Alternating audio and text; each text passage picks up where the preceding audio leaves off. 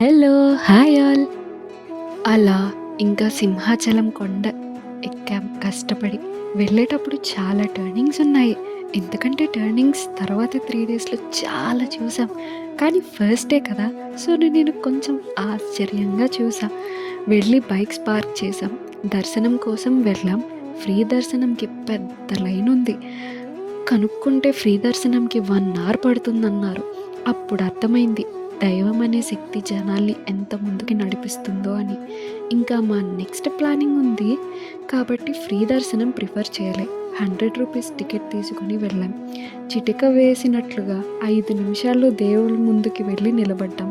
ఆ గుడి బావుంది. ఎన్ని సంవత్సరాల చరిత్ర ఉందో తెలీదు కానీ చరిత్ర ఉంది అని అయితే తెలుస్తుంది. దర్శనం చేసుకున్నాం అందరం. ఇక్కడ దర్శనం ముందు నేను రానులే దర్శనంకి అన్న చిన్ని కూడా ఫీవర్ వచ్చింది కదా, నాకు ఓపిక లేదులే నేను రాను అన్నది.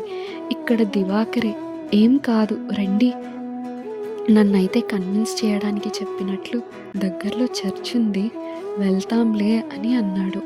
నాకు చిన్న స్మైల్ వచ్చింది. మనసులో కొంచెం కంఫర్ట్నెస్ వచ్చింది. ఆ తరువాత ఏం జరిగిందో తెలుసుకోవాలంటే నెక్స్ట్ పార్ట్ కోసం వేచి ఉండండి.